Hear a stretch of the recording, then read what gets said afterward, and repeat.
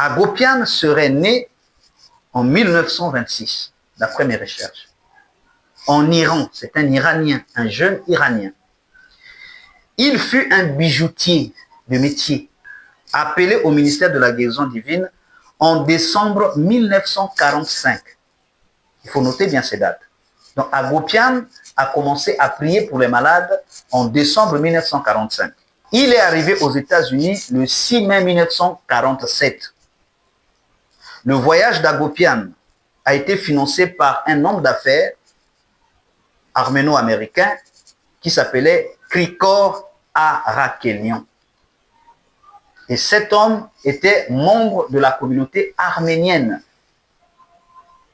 Et Avak Agopian était de communauté arménienne. Donc cet homme Arakelian, pourquoi il avait fait venir Avak Agopian? Parce que lorsque Avak Agopian commence son ministère en décembre 1945 au Moyen-Orient, dans la guérison divine, il y a eu des échos aux États-Unis que dans le Moyen-Orient, il y a un homme qui est là-bas qui fait des prodiges au nom de Jésus. Alors, Arakelian a vu les moyens qu'il avait, il avait fait venir Avak Agopian aux États-Unis à ses frais pour venir guérir son fils qui était malade, qui souffrait un peu de troubles mentaux. Bienvenue dans ce nouveau numéro de Vérité cachée dans le message de William Branham. Nous allons poursuivre avec la thématique de la vérité au sujet de la relation entre William Branham et Avak Agopian. Nous allons, dans ce numéro-ci, parler de la rencontre entre William Branham et Avak Agopian, ainsi que des 3 mots secrets que l'ange de Branham lui aurait donné afin qu'il puisse exercer le ministère de guérison. Alors, vous avez suivi ensemble avec moi l'extrait de ce pasteur Kevin Baki évoquant que William Branham ne pouvait pas être initié par Avak Agopian parce que selon lui, selon les raisons qu'il a eu avancées, Avak Agopian serait arrivé aux États-Unis bien après que William Branham ait déjà commencé à exercer son ministère de guérison. Nous avons démontré dans le numéro précédent les rapports, la similitude, le rapport qu'il y a entre le ministère de William Branham ainsi que celui d'Avak Agopian. Mais dans ce numéro-ci, nous allons poursuivre avec la rencontre entre William Branham et Avak Agopian. Nous avons suivi Kevin Baki, qui nous a lu la citation de William Branham, comment William Branham évoque le fait qu'il soit allé à la rencontre d'Avak Agopian. Alors, disons un mot au sujet de ces personnages, parce qu'il y a beaucoup de choses qui ont été faussément dites, et notamment Kevin Baki qui affirme sans honte et en mentant gravement à la face du monde que Avak Agopian était en train de guérir les malades, de prier pour les malades au nom de Jésus. Ça, c'est le plus gros mensonge que je n'ai jamais entendu sortant de la bouche d'un prétendu prédicateur qui est en train de venir rétablir la vérité. Mais en venant rétablir la vérité, ces derniers usent encore des mensonges les plus criards. Et ce qui démontre qu'il ne connaît pas qui est Avak Agopian. Alors, s'il ne connaît pas qui est Avak Agopian, comment peut-il parler, dire tout sur Avak Agopian alors qu'il ne connaît même pas qui était Avak Agopian? Donc, il n'a même pas la maîtrise de l'identité d'Avak Agopian. Il n'a même pas la maîtrise sur le mode opératoire d'Avak Agopian. Et du coup, il ne sait même pas pourquoi William Branham et Avak Agopian ont marché main dans la main à un certain moment, jusqu'à tenir même des réunions ensemble, des réunions de guérison ensemble, alors que les deux sembleraient être de deux sources différentes. Mais pour marcher ensemble, la Bible dit, 2 hommes ne peuvent pas marcher ensemble s'ils ne se mettent pas d'accord. Ils doivent avoir quelque chose en commun qui doit faire en sorte qu'ils puissent marcher ensemble. Alors, donc déjà ici, vous comprenez ensemble avec moi que la question devient de plus en plus sérieuse. Lorsque la vérité prend déjà le devant sur le mensonge, et lorsque le mensonge tente encore de se relever du tapis pour venir vers la vérité, pour chercher encore une confrontation contre la vérité, alors ce sera un chaos. Un chaos parce que la vérité va frapper dur. Dans ce numéro-ci, la vérité frappera très fort. Ce sera une frappe sans calcul. sans merci, sans arbitrage. Ce sera ce qu'on appelle un combat sauvage, où la vérité est censée triompher au-dessus du mensonge et des impostures qui ont été longtemps servies au nom de la religion, au nom du message, au nom de la foi, au nom du message de l'heure et au nom d'un prétendu prophète venant avec le message du temps de la fin. Alors, serrons nos ceintures parce que nous allons décoller, nous allons entrer dans les zones les plus turbulentes. Il est question de parler de la rencontre de Branham et Avak Hagopian et aussi d'évoquer la question des 3 mots nobles de la Bible, inconnus de tous les mortels, que William Branham était censé utiliser. Et comme nous l'avons dit que cette chaîne, nous sommes censés parler des choses d'une manière que nous ne les avons pas encore traitées jusqu'ici. Vous allez remarquer que tous ces numéros, il y a bien des choses que nous avons déjà eu à exposer là-dessus, mais chaque fois que nous les abordons dans cette chaîne, puisqu'il s'agit de contrer le mensonge qui veut refaire surface, alors nous sommes obligés d'utiliser les moyens qu'il faut. Au gros gibier, les gros calibres. Maintenant, ici, parlons d'Avak Hagopian. Avak Hagopian est officiellement arrivé sur le sol américain à New York en date du 5 mai 1947 au soir. Et même les documents d'immigration et les coupures de presse de l'époque détaillent précisément la chronologie de son voyage depuis l'Égypte. Le 3 mai 1947, il embarque à bord du vol 962-3 en provenance du Caire.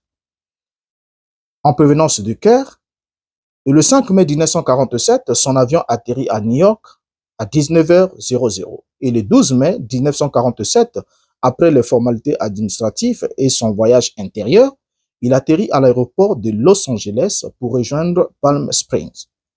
Mais en date du 7 mai 1947, cette date, qui est si importante qu'on retrouve constamment dans la bouche de William Branham, est une date qui correspond au tout premier jour de sa présence sur le territoire américain, juste après son débarquement à New York, au moment où la presse nationale commençait à s'emparer de l'événement. Donc, les premières nouvelles données au sujet de Avak Hagopian sur le territoire des États-Unis vont intervenir à partir de la date du 7 mai 1947. Alors, nous parlons ici de la rencontre entre William Branham et Avak Hagopian. Notons ensemble avec vous que beaucoup de branhamistes croient que c'est un ange qui aurait visité William Branham en date du 7 mai 1947 et qui lui aurait donné un don pour prier pour les malades, comme William Branham lui-même aussi le témoigne dans les citations que nous avons eu à lire déjà ici. Mais ce qui est très flou dans cette affaire, c'est que Avak Hagopian était aux USA depuis la date du 6 mai 1947 et le 7 mai 1947 est la date où William Branham prétend avoir rencontré son ange. C'est pas moi qui mets cette date dans sa bouche. William Branham a toujours eu cette date-là, le 7 mai 1947, date à laquelle, prétendument, il aurait rencontré son ange. Son ange serait venu vers lui pour lui donner la commission de prier pour les malades.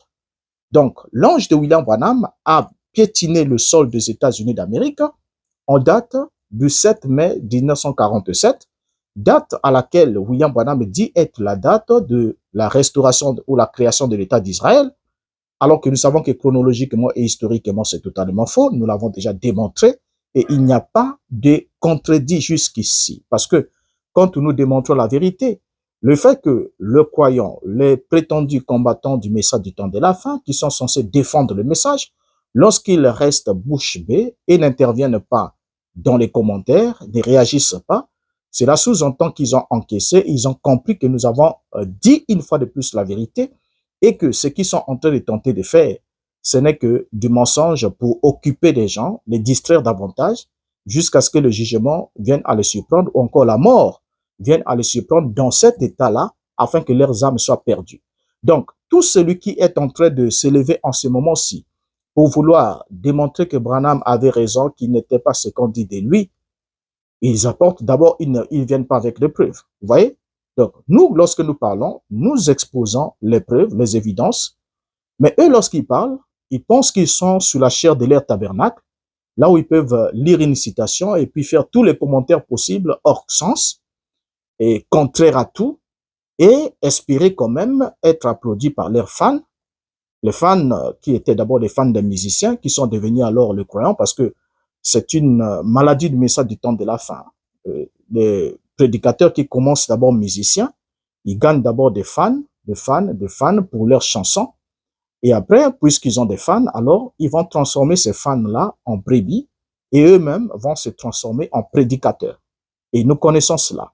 Et lorsqu'ils arrivent là, puisque c'est un milieu dans lequel ils n'ont pas été appelés à ça, ils deviennent très arrogants, très orgueilleux, très hautains, et ils n'ont aucun respect des principes, et ils confondent la chair d'une église avec le podium d'un concert pour lancer les slogans à la va-vite. Ils lancent comme ça sans réflexion pour tout le reste, alors que quand ils étaient musiciens, ça passait. Ils pouvaient avoir lancé des slogans qui sèment le désordre dans la pensée de certains, mais le pasteur était là pour recadrer et pour revenir et enseigner.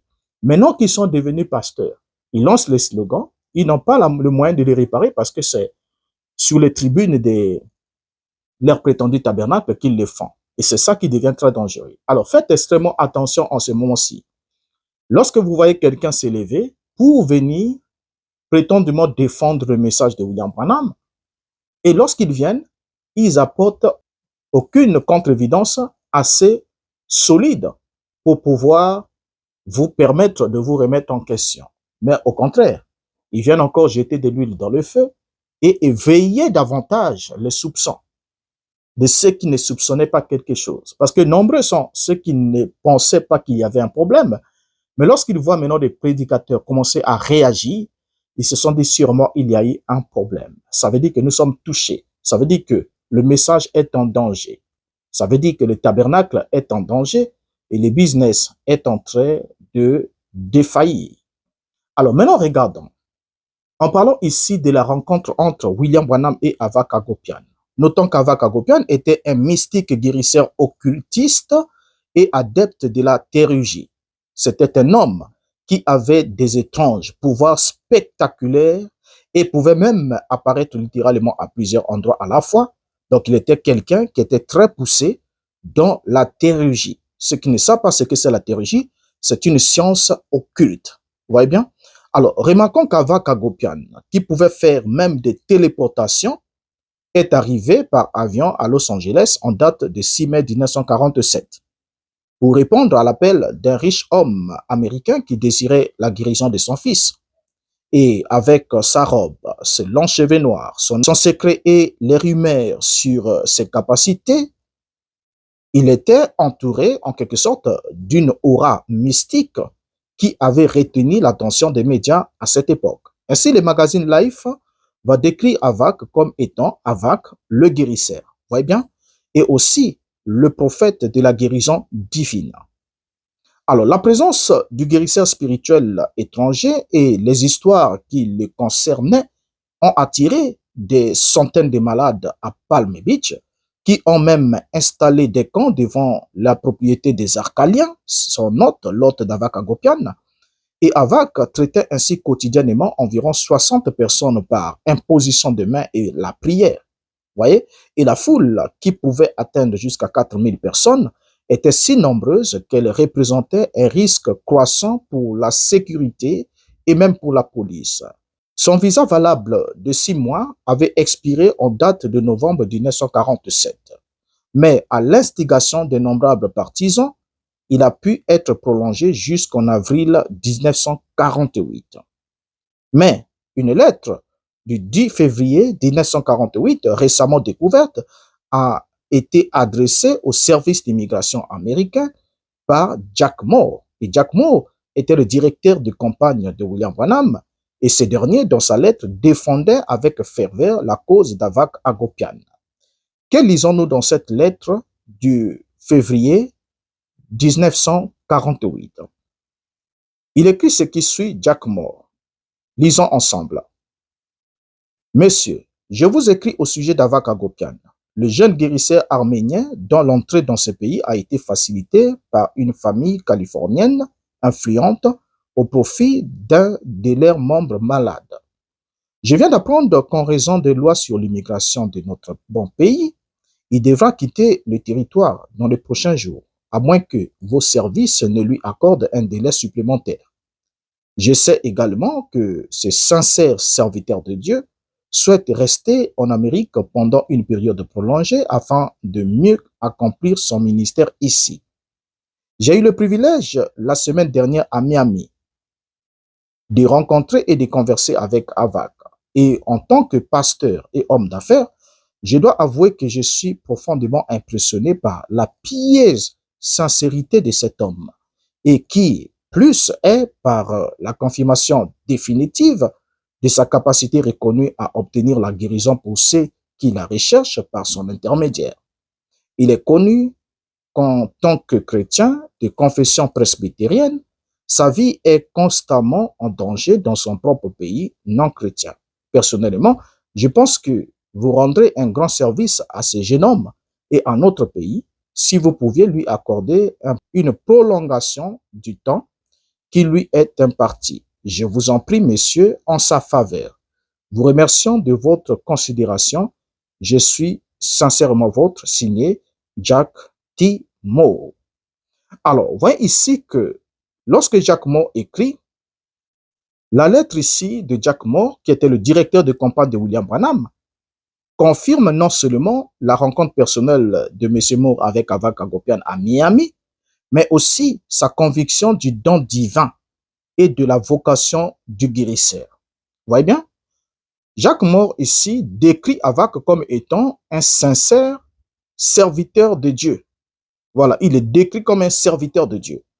Et en évoquant le fait que ce dernier avait des capacités spirituelles qui étaient indéniablement confirmées devant et tous, et dont la présence continue aux États-Unis était un impératif à la fois religieux et moral. Ce document est significatif à plusieurs égards, notamment en raison de sa date.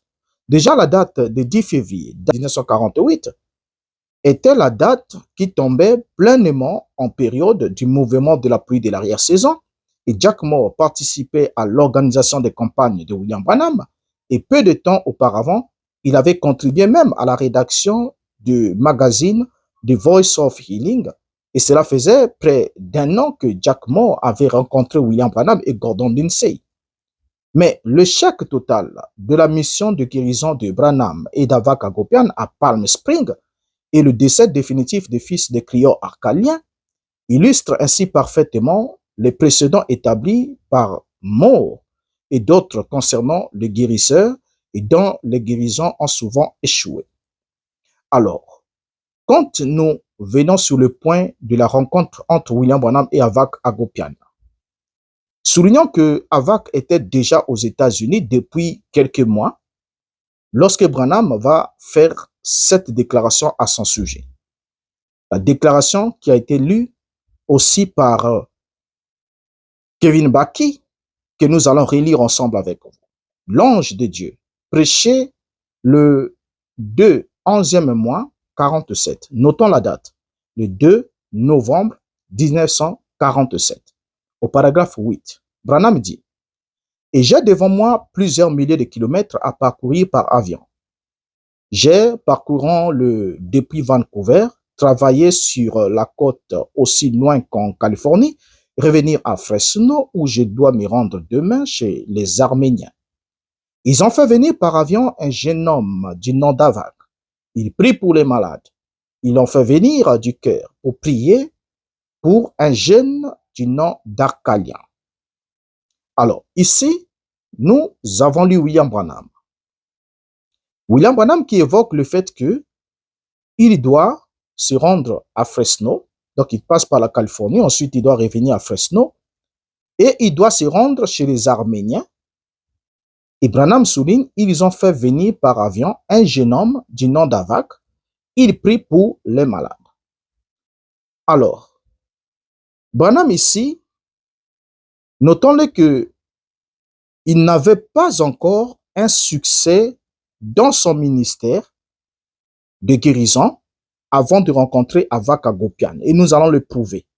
Ce n'est pas parce que quelqu'un a dit que voilà, Gordon Lindsay avait dit que Branham avait tenu une campagne, vous savez très bien, ensemble avec moi combien les collaborateurs de Branham avaient l'habitude de donner de faire des déclarations exagérées, hein, hautement exagérées au sujet du ministère de William Branham parce qu'ils avaient d'abord ça comme mission. Ils ont créé tout un journal de Voice of Healing dans le but de faire la promotion du ministère de guérison de William Branham.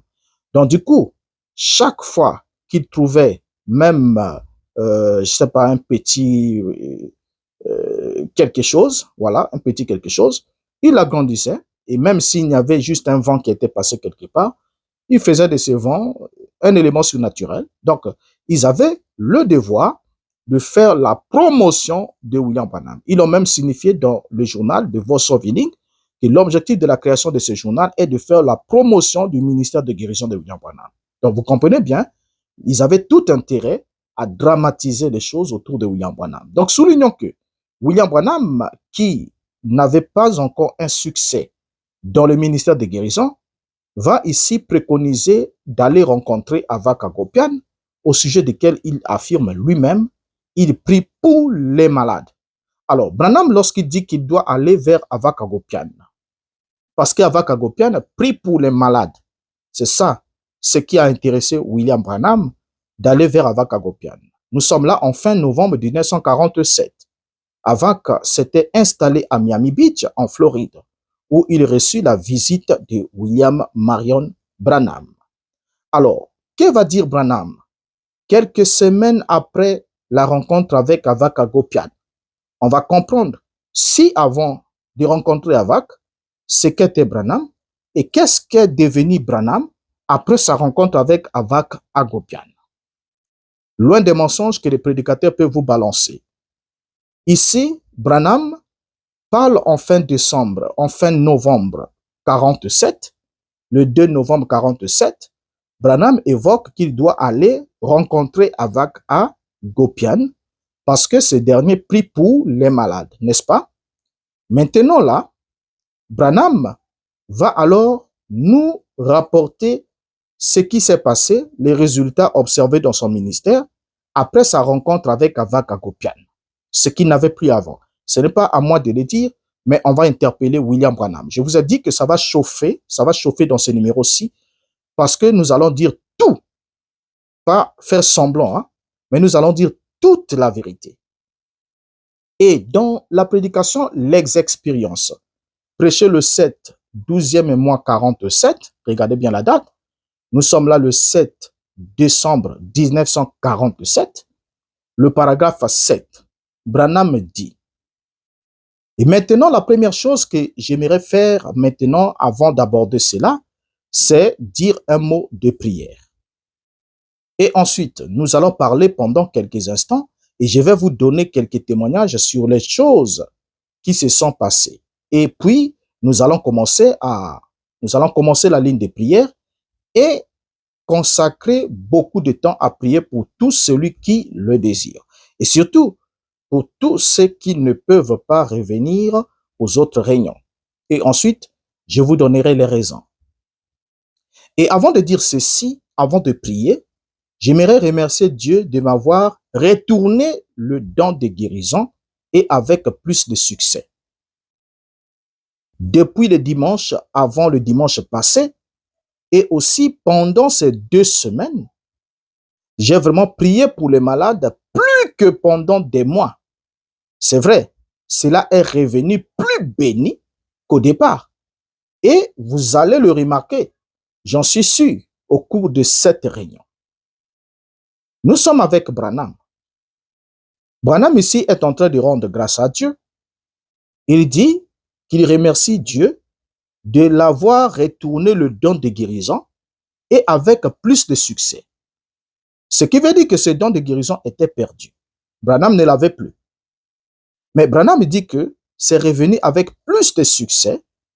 Donc, c'était parti où et quand et comment. Nous avons déjà compris au numéro précédent comment Branham dit avoir perdu l'onction en 1937 lorsqu'il avait désobéi à l'appel de Dieu.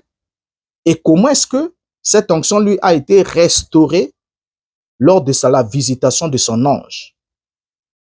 Et ici, Branham est en train de parler 3 semaines environ après sa rencontre avec Avak Agopian. Qu'est-ce que Branham est en train de nous dire?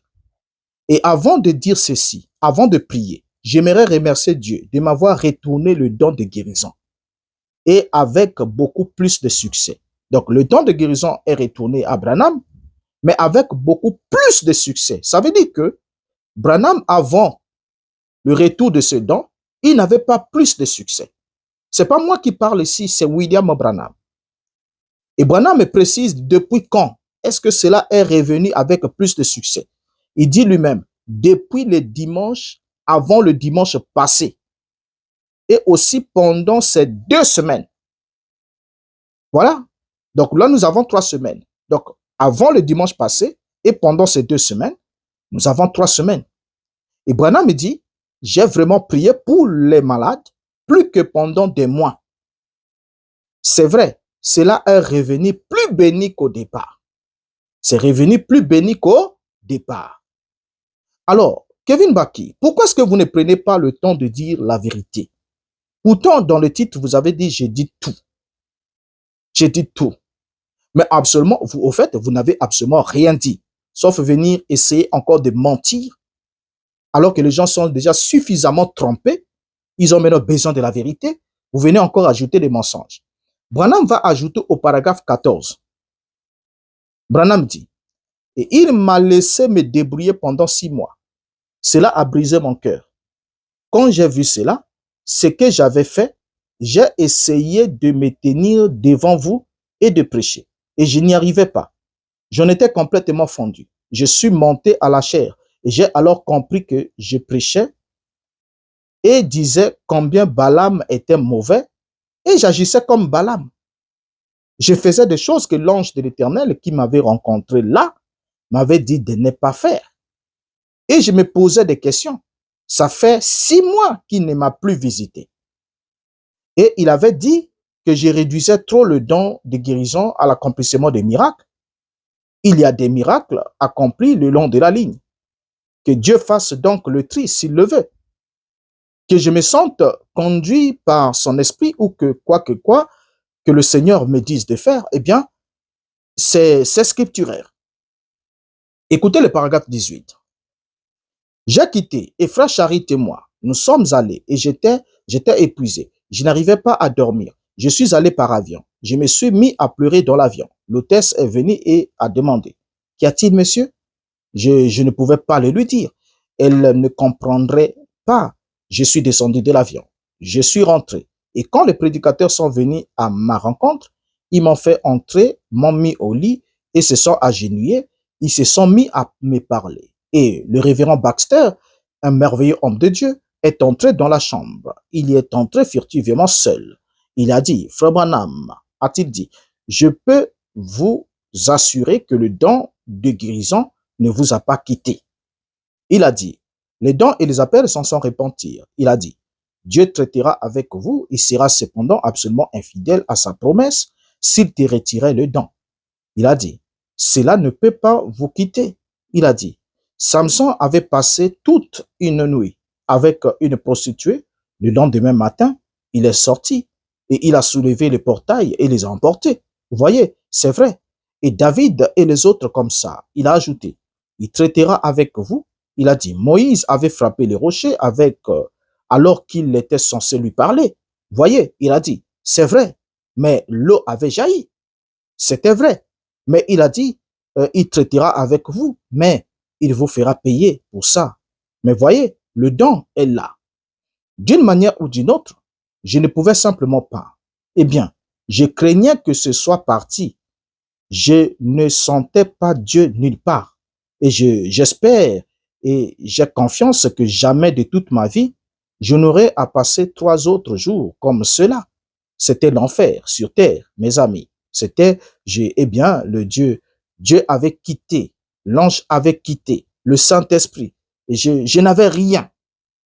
Donc voilà, Branham précise que 6 mois avant cette période, Dieu l'avait quitté, l'ange l'avait quitté, le Saint-Esprit. Et Branham précise qu'il n'avait rien. N'est-ce pas? Il n'avait rien. Or, pour prouver qu'Avak n'était ni un chrétien, ni un croyant de la Bible. Nous pouvons juste lire la déclaration faite par Avak en 1945. Qu'est-ce que Avak a eu à publier à l'intention de tous ceux qui espéraient recevoir le concours de guérison venant de lui? Parce que Kevin Baki a dit que c'était un chrétien. En fait, il a dit que c'est un homme qui priait pour les malades, n'est-ce pas? Et il priait pour les malades au nom de Jésus. Ce qui est totalement faux et vous allez découvrir. Ce qui est un mensonge criard, pion. Que va dire Avak Agopian? Dans ce texte que Kevin aussi avait tenté de lire, mais il s'est arrêté quelque part et il a voulu donner certaines raisons. Il n'a pas lu tout le texte jusqu'à la fin parce que le texte contredisait complètement le point de vue selon lequel il voulait soutenir qu'Avak était un serviteur de Dieu et qu'Avak priait pour les malades au nom de Jésus. Vous voyez, c'est un mensonge honteux. Ici, dans cet extrait, nous lisons. Il a dit ce qui suit. On va le lire paragraphe par paragraphe ensemble avec vous. On commence.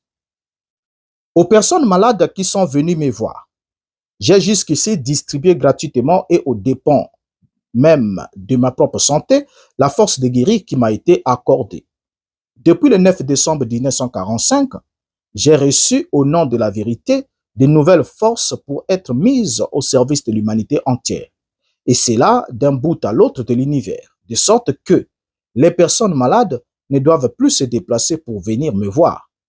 Toute personne malade qui veut guérir et à qui je rendrai la santé en peu de temps, doit avant de se mettre au lit la nuit pour dormir, laisser en veilleuse la lumière de sa chambre à coucher et se tenir éveillé dans son lit pendant 1 heure en concentrant dans sa pensée toutes les souffrances qu'elle endure et en m'évoquant en même temps continuellement. Quand la personne malade aura de la température pendant qu'elle suit mes susdits conseils, elle doit être sûre qu'elle est en train de guérir. Lorsqu'une personne malade sera complètement guérie, j'interromprai son sommeil et je la réveillerai moi-même. À part la guérison des malades, tous les vœux légitimes faits en mon nom sont aussi exaucés. Toutes les personnes malades qui ont recours à moi seront guéries. Exception faite de celles atteintes de cécité, surdité, mutisme, paralysie et autres affections graves. Ces personnes doivent attendre un nouvel avis de ma part pour se rendre chez moi afin d'être guéries définitivement. 15 décembre 1945. Signé Avak Agopian. Alors, lorsque nous lisons ce genre de propos, peut-on attribuer le contenu de ces propos à un chrétien? Déjà, Kevin Baki ment en disant que cet homme guérissait les malades au nom de Jésus. Il ment gravement. Un mensonge pion, nauséabond, qui donne la nausée, qui fait, en tout cas, c'est vraiment typique à l'âge de l'Odyssée dans lequel ils sont.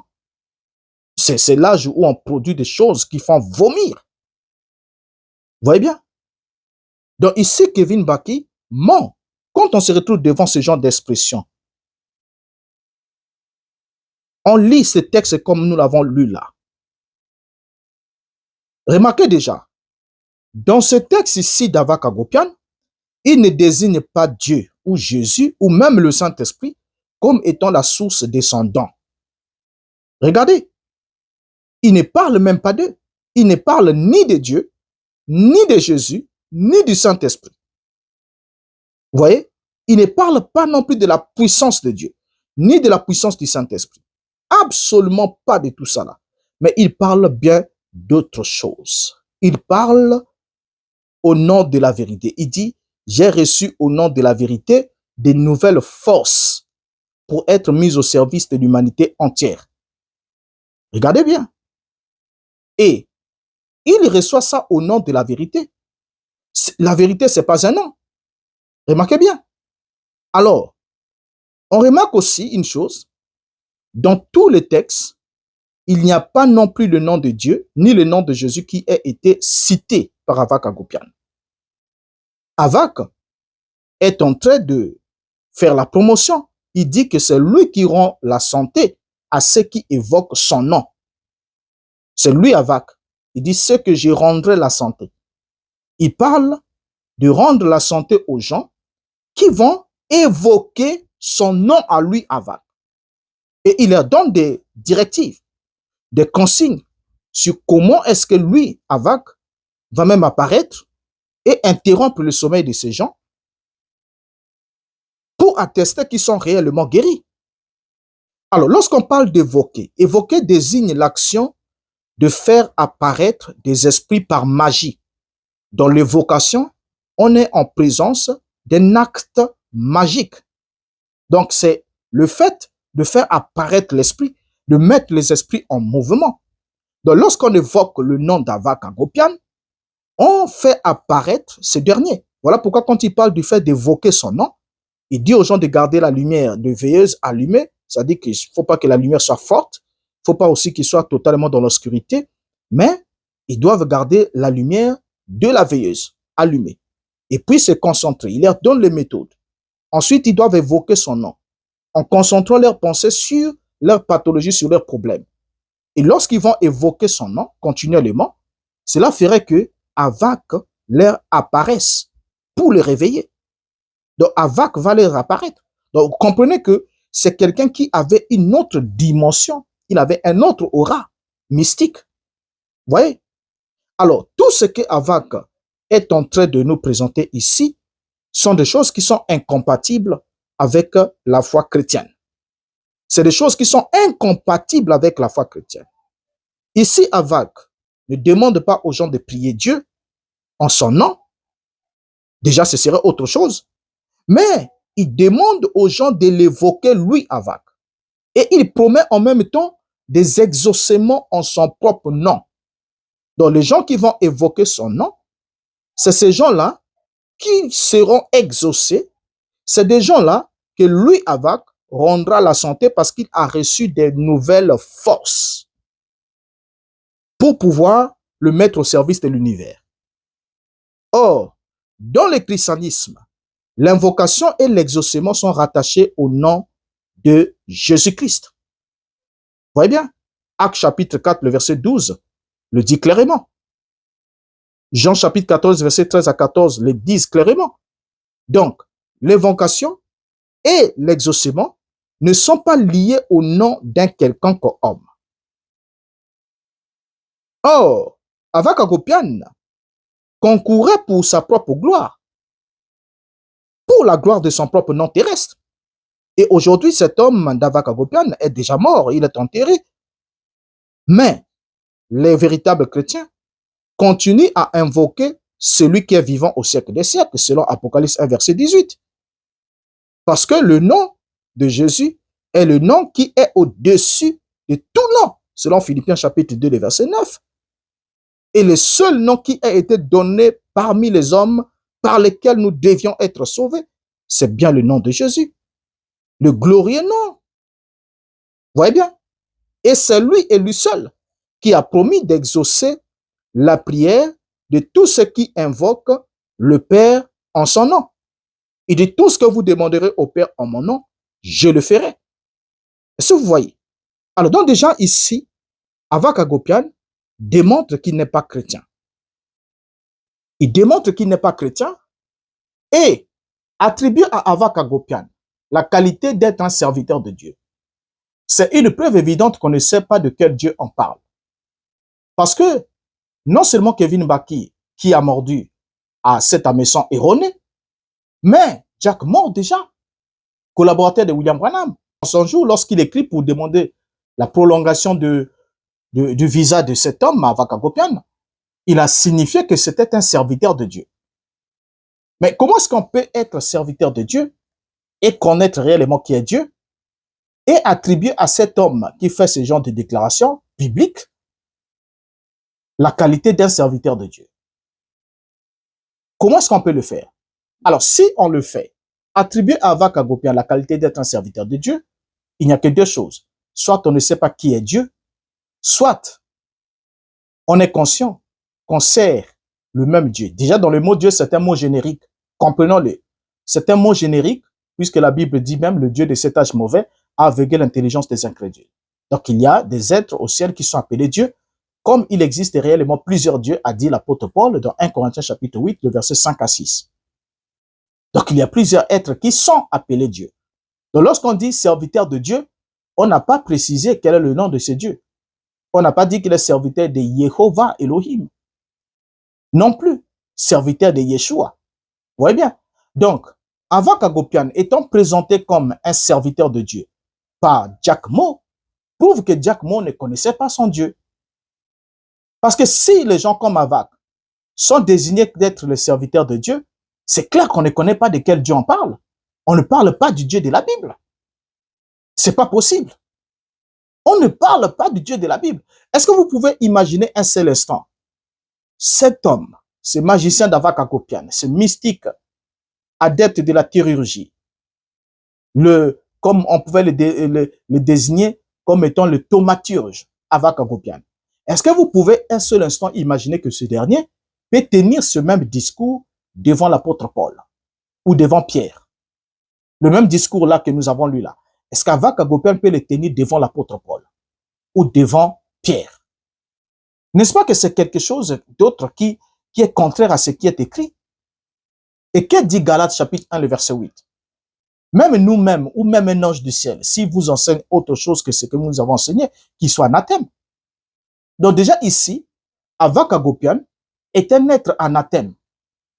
Et un être anathème, on ne peut pas communier avec lui. Et lorsque vous communiez avec un anathème, non seulement vous communiez avec, mais en plus vous lui donnez la qualification d'un serviteur de Dieu. Un blasphème en plus. Un manque de respect envers Dieu. Et une preuve encore que vous ne connaissez pas de quel Dieu vous parlez. Parce que si Kevin Baki et Avak Agopian ont le même Dieu, de grâce, s'il vous plaît, comprenez que quand Kevin vous parle de Dieu, il vous parle de ce Dieu-là d'Avak Agopian.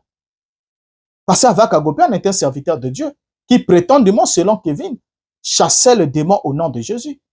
Je crois qu'il reviendra. Il reviendra avec les citations ou les déclarations prouvant le contraire de ce que nous venons de lire ici, qui démontrerait qu'Avak Agopian priait pour les malades au nom de Jésus. Parce que pour prier au nom de Jésus, il faut être serviteur de Jésus, être mandaté par lui, pour avoir la possibilité de manipuler cette promesse glorieuse. Parce que le miracle accompagneront ceux qui auront cru. Vous voyez bien? Avant Marc 16, les apôtres ont trouvé un homme qui chassait les démons au nom de Jésus. Ils ont voulu même l'empêcher. Mais là, il n'y avait pas encore l'expiation. Ils ont vu, cet homme a fait ce qu'il fallait dans son attitude de piété avec un motif noble. Il a eu le résultat, mais il ne marchait pas avec les disciples de Christ. Il n'était même pas enseigné par le Christ. C'était juste un courageux qui a commencé à chasser les démons et ça marchait. Les disciples sont venus dire à Christ, nous avons vu un homme là-bas qui chasse les démons en ton nom, nous avons voulu l'empêcher. Donc ne pensez pas que tout celui qui chasse les démons au nom de Jésus est effectivement avec Jésus. Non. Sinon, Matthieu 7, versets 21 à 23 ne serait pas écrit. Vous voyez bien, ne serait pas écrit. Alors donc déjà ici, on se rend bien compte que identifier Avak Agopian comme étant un serviteur de Dieu est une grosse erreur. Alors maintenant évoluons. Quand William Branham va rencontrer Avak Agopian, et à la suite de la rencontre avec Avak Agopian, il va bénir Dieu de ce qui lui a restauré le don de guérison.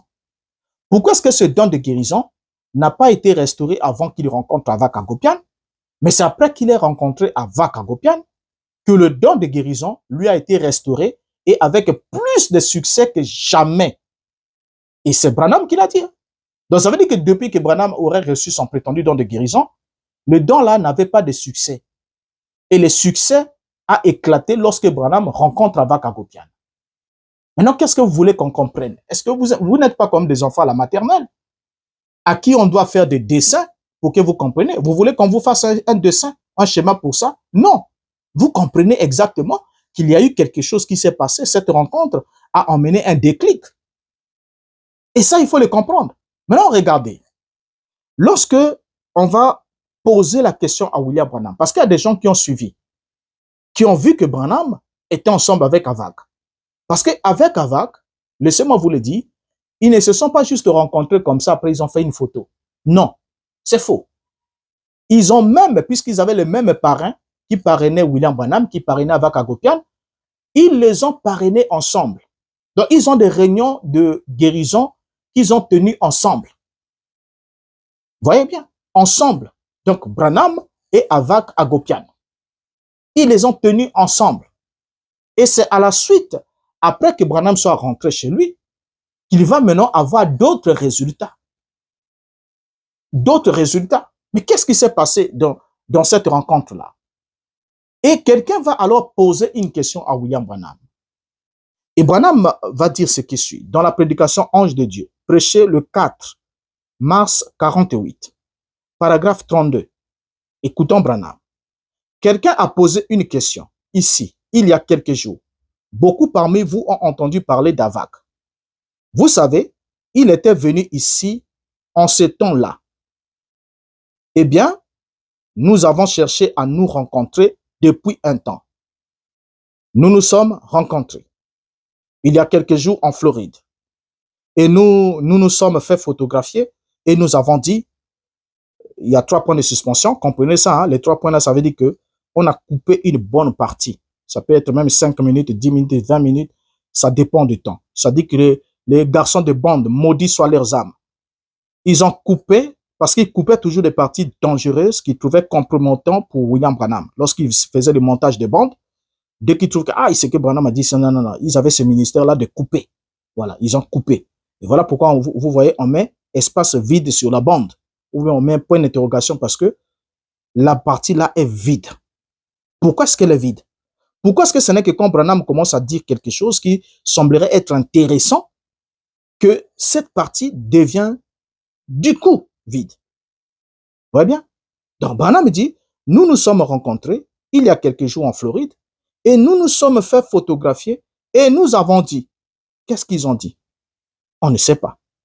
Ensuite, on vient américain. Après, ça vient espace vide. Après, il dit consulte la guérison divine. Point. Donc, on ne comprend pas.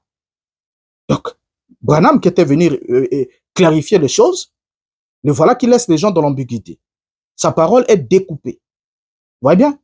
Alors, notons ensemble que Branham ici évoque qu'ils se sont rencontrés et il dit nous avons cherché à nous rencontrer depuis un temps.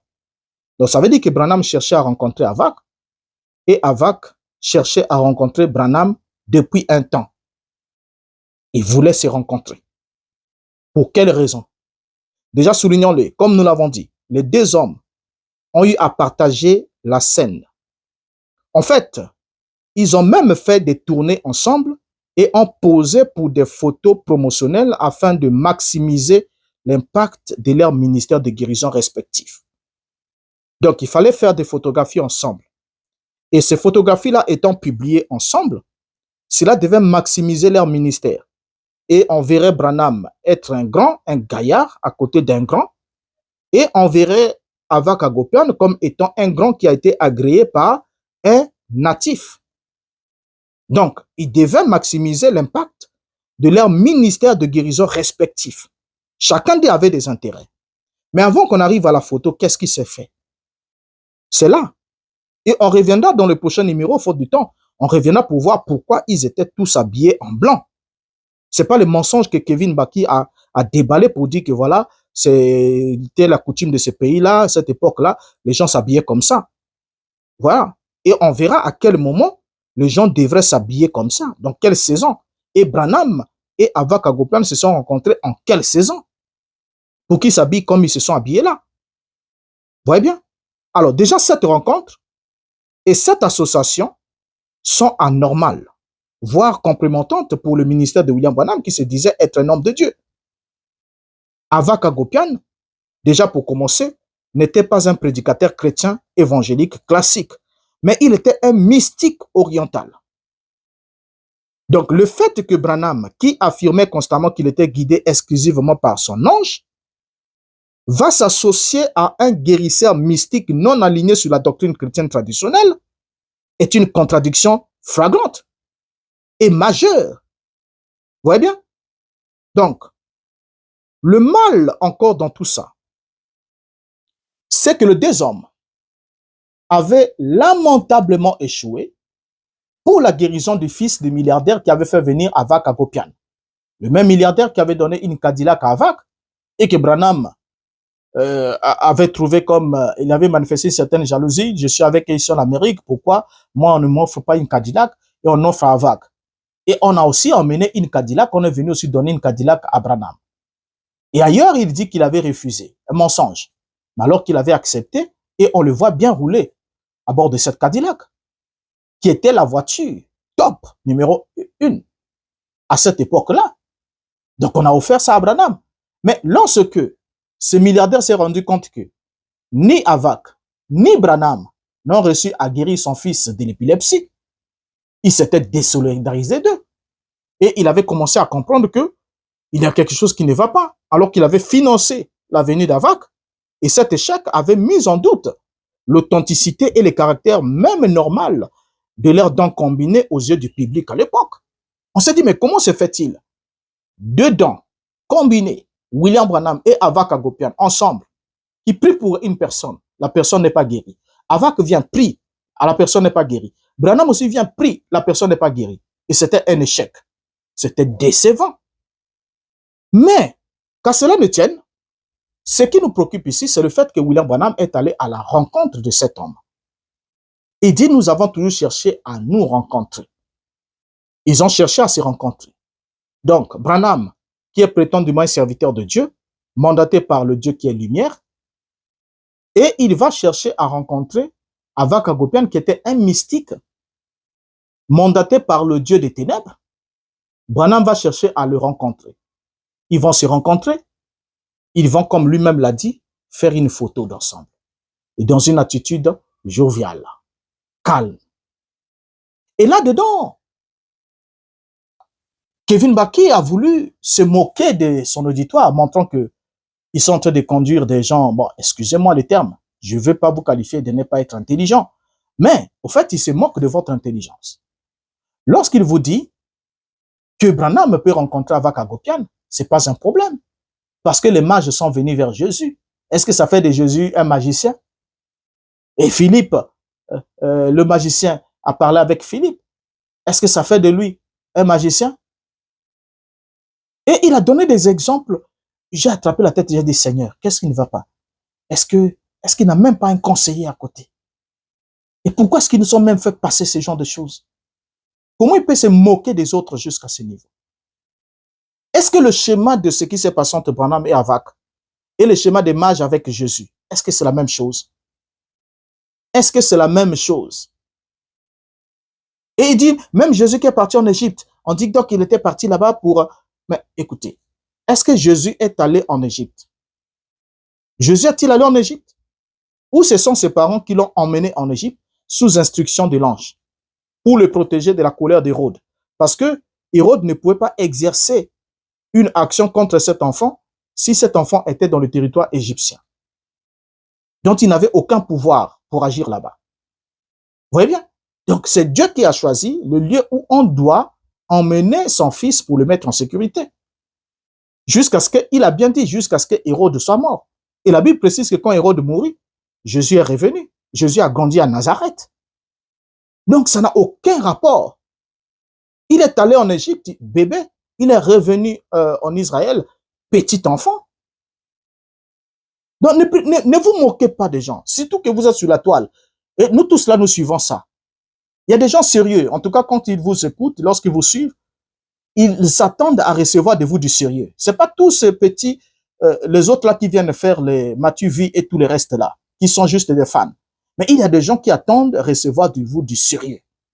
Donc ne vous moquez pas de leur intelligence jusqu'ici. Branham l'a déjà fait pendant longtemps. Il s'est moqué des gens là-bas.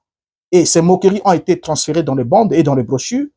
Et il y a des prédicateurs qui continuent à vous lire ces moqueries.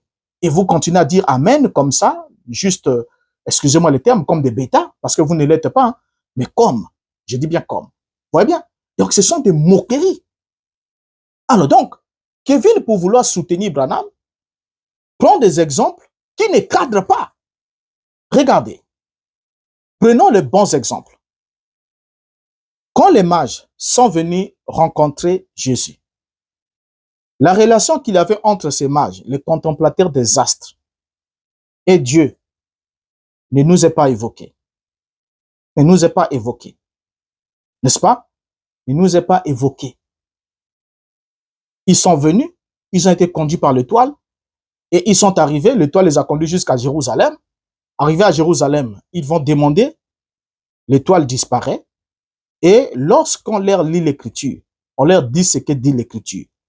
En suivant ce que dit l'écriture, l'étoile réapparaît.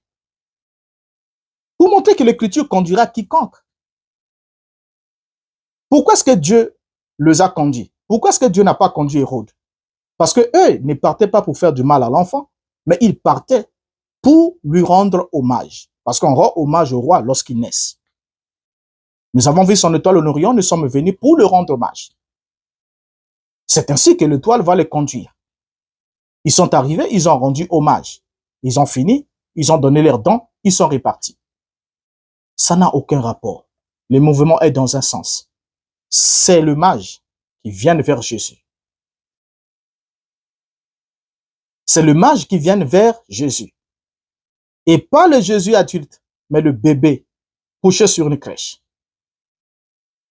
Mais quand Jésus devient adulte, est-il allé vers le mage pour aller dire, ils sont serviteurs de Dieu, ils prient pour les malades, je vais aller collaborer avec eux? Il ne l'a pas fait. Prenons notre exemple le plus simple. Quand Branham va chez Avak Agopian, on peut se poser une bonne question. Qu'était-il allé chercher chez Avak Agopian? Peut-être vous avez la réponse, parce que vous avez dit, j'ai dit tout sur Branham et Avak Agopian, mais vous n'avez répondu à aucune question que les gens se posent. Qu'est-il allé faire chez Avak Agopian? Qu'est-ce qu'il était allé faire là-bas? Qu'est-ce qu'il est allé chercher chez un magicien? Pourquoi Branham est-il allé consulter un magicien? Pourquoi? Or, nous savons que Branham, en allant chez Avak, lorsqu'il dit qu'il prie pour les malades, on se pose une question. Branham était-il malade? Et qu'il sollicitait une prière pour sa guérison? Parce que Branham dit que je dois aller le rencontrer. On a fait venir un jeune qui prie pour les malades. Donc, Branham va voir ce jeune qui prie pour les malades. Il va aller le rencontrer. Alors, Branham était-il malade? Première question. Branham était-il parti pour prier pour Avak? Parce que Branham aurait un don de guérison divine. Était-il parti pour prier pour Avak? Est-ce que Branham était-il malade pour qu'Avak prie pour lui? Ou Branham était-il parti prier pour Avak? Ou encore Branham était-il parti prêcher l'évangile à Avak Agopian? Était-il parti lui prêcher? Dit, bon, comme il prie pour les malades, il n'est pas encore sauvé, et je dois aller lui prêcher l'évangile pour qu'il soit sauvé. Est-ce que c'est ce que Branham a fait? Branham est-il allé prêcher à Avak Agopian? Et sur toutes les questions, la réponse est non. Ce qui sous-entend que Branham est allé là-bas pour autre chose. Et la vérité est que Branham était parti rencontrer Avak Agopian afin de recevoir le transfert des pouvoirs mystiques pour avoir un succès dans l'entreprise de ministère de guérison qui n'arrivait pas à décoller. Et ça, c'est la vérité que le prédicateur du message ne veut pas vous dire. Ils sont nombreux dans le message ici, J'ai été pasteur du message. On connaît les histoires. Comme disait Zakola, la boîte de Pandore. On sait ce qui se passe. Pour ceux qui ont accepté de coopérer avec le diable, ils sont en train de faire un certain succès. Mais et pour ceux qui ont refusé de coopérer avec le diable, on les connaît aussi. Où nous avons des témoignages. Et personnellement aussi, j'ai aussi des témoignages perso quand j'étais dans ce monde-là. Comment est-ce que le diable négocie? Et d'autres, ce n'est même pas le diable qui vient vers eux pour négocier. Mais c'est eux qui vont vers le diable, chercher quelque chose de sensationnel afin de se faire un nom. Et le diable en donne. Il y a d'autres qui signent des contrats même avec des maîtres occultes, des puissances occultes. Il vit au Congo, il va prendre des trucs à l'extérieur du Congo, dans un autre pays. Et ensuite, il a la redevance chaque année ou chaque mois ou chaque trimestre d'envoyer quelque chose. Parce qu'il y a quelqu'un là-bas qui gère son pouvoir. D'autres prennent les trucs traditionnels, les bicoco, par exemple à Pointe-Noire. Tout ça là, on connaît toutes ces histoires. On ne parle pas de spéculation. On parle de choses dont on connaît avec précision. Vous voyez bien? Alors donc déjà ici, on se rend bien compte que Branham était parti voir Avak Agopian afin de recevoir de sa part le pouvoir mystique, ce qui a permis de faire décoller son ministère. Voilà pourquoi le témoignage que Branham donne 3 semaines après avoir rencontré Avak Agopian est un témoignage de succès de son ministère. Alors, en plus de ça, il y a une chose qu'on n'a jamais constatée dans les Écritures. On n'a jamais trouvé dans le camp de Dieu ces genres de schémas. Moïse n'est jamais allé vers Jeannès et Jambres. Moïse n'est jamais allé vers eux. Il y avait des magiciens en Égypte. Moïse n'est jamais allé vers les Jeannès et Jambres. Même si les Jeannès et Jambres étaient aptes à reproduire le même miracle que faisait Moïse, mais Moïse n'est pas allé vers eux. Est-ce que vous pouvez imaginer Moïse aller vers Jeannès et Jambres? Vous dites non, comme vous avez aussi la connaissance sur la manière de changer les bâtons en serpent, et moi aussi, j'ai reçu aussi cette commission de la part de Dieu, donc nous sommes tous serviteurs de Dieu. Étaient-ils des serviteurs du même Dieu? Est-ce que Jeannès et Jambres et Moïse étaient des serviteurs du même Dieu? Mais ils ont pris le même miracle. Et Moïse a changé un bâton en serpent. Mais les magiciens de Pharaon ont changé 2 bâtons en serpent. Ça veut dire qu'ils ont fait plus que Moïse. Ils avaient fait plus que Moïse, mais ils étaient faux. Nous connaissons le résultat final. Alors, dans la cour de Pharaon, il y avait l'exercice de puissance. Moïse a changé son bâton en serpent. Les magiciens de Pharaon changent aussi leur bâton en serpent, au pluriel. Mais le serpent de Moïse avale les autres serpents. Parce que Moïse était authentique. Mais est-ce qu'on a vu un Moïse aller vers les magiciens de Pharaon? On n'a pas vu Moïse le faire. Vous voyez? Et Paul aussi, en son jour, il y avait un magicien, Bar Jésus. Mais Paul n'est pas allé vers Bar Jésus. Est-ce qu'on a vu Paul aller vers Bar Jésus? Mais qu'est-ce qui s'est passé dans la confrontation? Qu'est-ce qui s'est passé? Paul a utilisé la puissance de Dieu pour aveugler Bar Jésus qui voulait détourner de la foi les proconsuls, pour qu'il n'écoute pas les paroles de Paul qui lui prêchait Christ, pour que les proconsuls soient sauvés. Et qu'est-ce que Paul a fait? Il a frappé cet homme d'aveuglement. Donc Paul n'est pas allé vers Bar Jésus. Et en plus de ça, Philippe aussi, en son jour, n'est pas allé vers Simon le magicien. C'est Simon le magicien qui est venu vers Philippe. Il a écouté Philippe, il a cru. Il s'est même fait baptiser. La Bible dit que Simon lui-même crut et se fut même baptisé. C'est quand Pierre va venir, lui n'a pas reçu le Saint-Esprit, et il va demander à Pierre que je vais vous donner l'argent pour que vous me transférez aussi la capacité de donner le Saint-Esprit aux gens. Il pensait que ça s'achète avec de l'argent. Donc quand quelqu'un demande, fait la demande du transfert de capacités spirituelles, moyennant quelque chose, il y a un souci. Et Branham est allé voir Avak Agopian pour faire la demande de transfert de pouvoir. Donc, les exemples pris par les prédicateurs du message sont des faux exemples qui montrent qu'ils n'ont aucun respect pour les âmes qui se tiennent chaque dimanche, mercredi ou vendredi, je ne sais pas quel jour, dans leur tabernacle, qui vaudrait mieux être appelé diabernacle. Parce que ce n'est pas possible. Comment est-ce que vous pouvez prendre des choses qui ne sont pas compatibles, pour pouvoir le mettre ensemble? Or, quand nous ouvrons la Bible, nous avons vu un Saoul qui est allé vers une sorcière d'Endor. Saoul est allé vers une médium, une sorcière. Pourquoi est-ce qu'il est allé? Parce que Dieu l'avait rejeté. Comme Dieu ne pouvait plus lui donner quoi que ce soit, ne pouvait pas le répondre, Saoul se tourne vers les puissances occultes. Mais qu'est-ce qui est arrivé? Est-ce que Dieu l'avait encore récupéré? Dieu ne l'avait pas récupéré. Parce que quand Dieu rejette quelqu'un, il le jette dans les ténèbres de dehors. Et ces derniers commencent à communier avec les ouvriers des ténèbres. Dieu ne les récupère plus. C'est fini. Et Saoul est allé vers la sorcière. Et Branham, ne l'oublions pas, lorsqu'il a perdu l'orientation par sa désobéissance, il avait commencé à consulter les médiums. Lorsqu'il dit que j'ai rencontré un homme, ces gens de femmes, qui commençaient à me dire, tu es né sous une étoile. Non, ce n'était pas que il était assis comme ça, les gens là viennent et ils le détectent et puis commencent à lui raconter les histoires de sa vie. C'est totalement faux.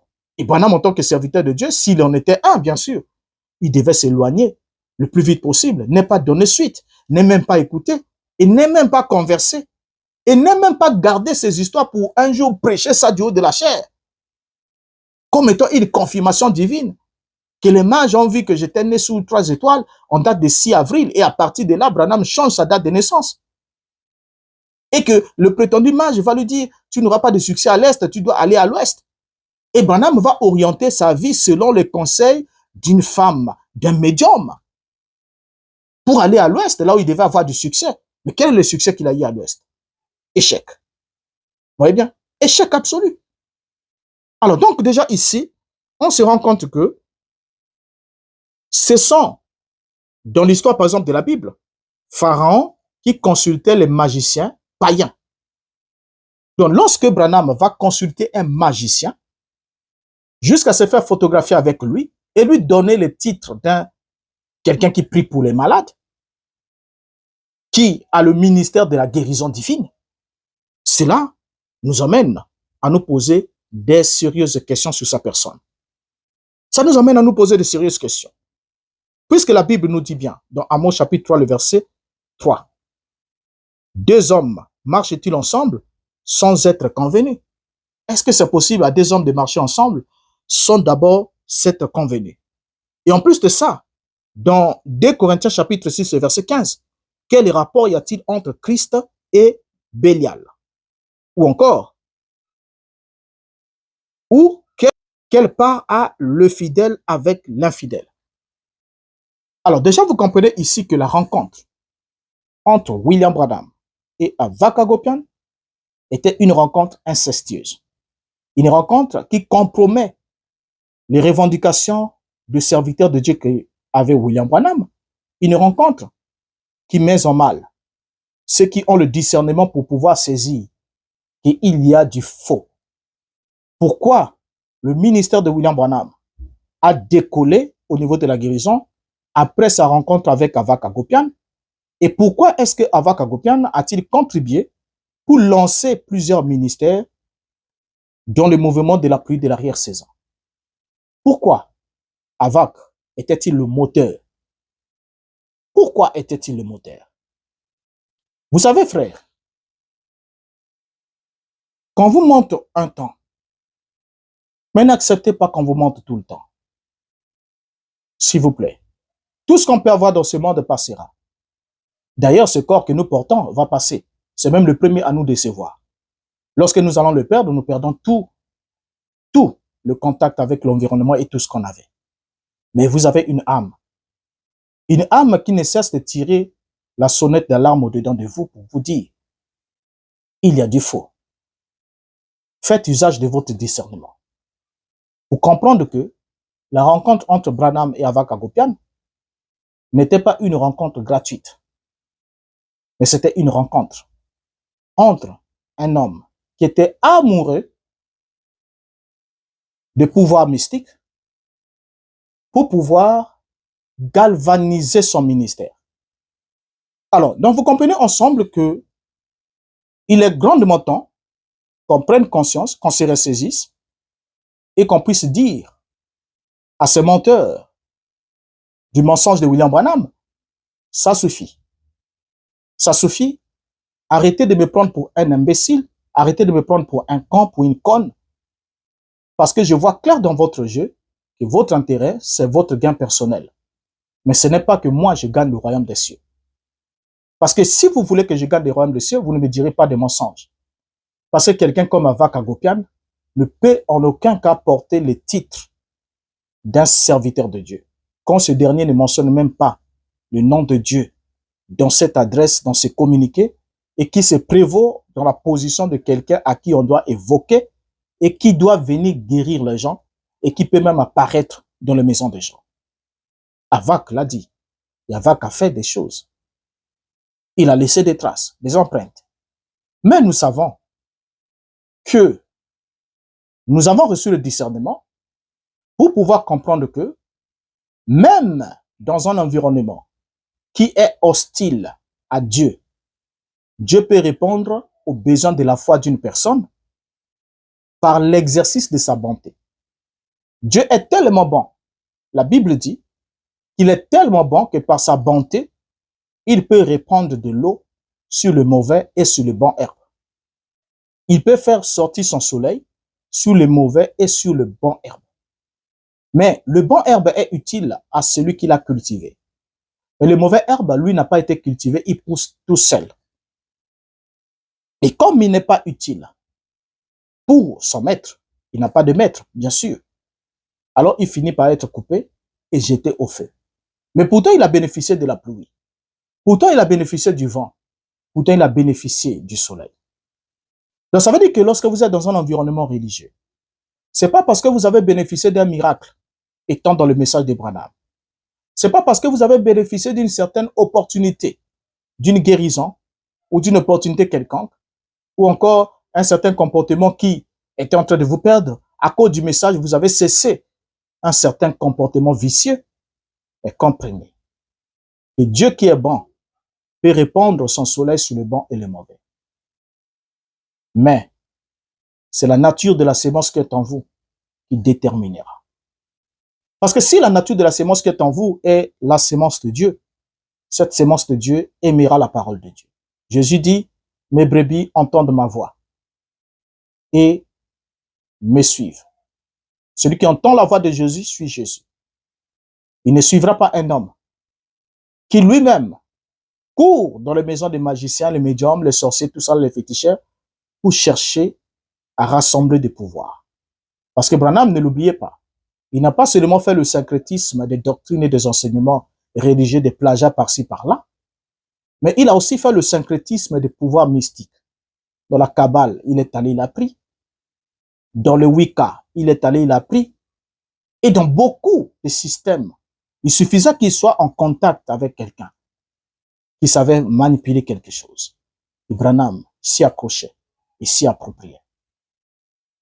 C'était ça, sa vie. Alors donc, comprenez ensemble avec moi dans ce numéro que la rencontre de William Branham avec Avak Hagopian dit tout sur lui. Il nous montre que ce dernier n'était pas un serviteur de Dieu. S'il était serviteur de Dieu, il aurait reconnu que son comportement et cette attitude n'étaient pas celui qui était approprié. Et pourquoi son ministère de guérison n'a pas décollé avant qu'il ait rencontré Avak? Et pourquoi a-t-il rencontré Avak et après la rencontre avec Avak, son ministère a décollé? Nous allons en traiter au prochain numéro où nous parlerons des 3 mots secrets. Juste dans quelques petites heures. Ne manquez pas de vous abonner, de liker, de partager, afin d'éveiller plusieurs consciences. Et au prochain numéro qui suit, juste celui-ci, nous traitons de 3 mots nobles pour répondre aux allégations mensongères, une fois de plus, de Kevin Baki, qui a essayé un peu d'endormir davantage ceux qui veulent ouvrir les yeux pour voir la vérité. Merci d'avoir suivi jusqu'ici. Je vous donne rendez-vous au prochain numéro jusqu'à ce qu'on se retrouve encore. Ma prière est que Dieu vous ouvre les yeux et pour ceux que les yeux sont déjà ouverts, ne laissez plus jamais personne les fermer. Ne rabattez même plus les paupières un seul instant pour dire est-ce que j'ai fait le bon choix de quitter les mensonges de Branham? Non, vous avez fait le bon choix. Et pour ceux qui restent encore, nous prions pour vous. Merci. Au revoir.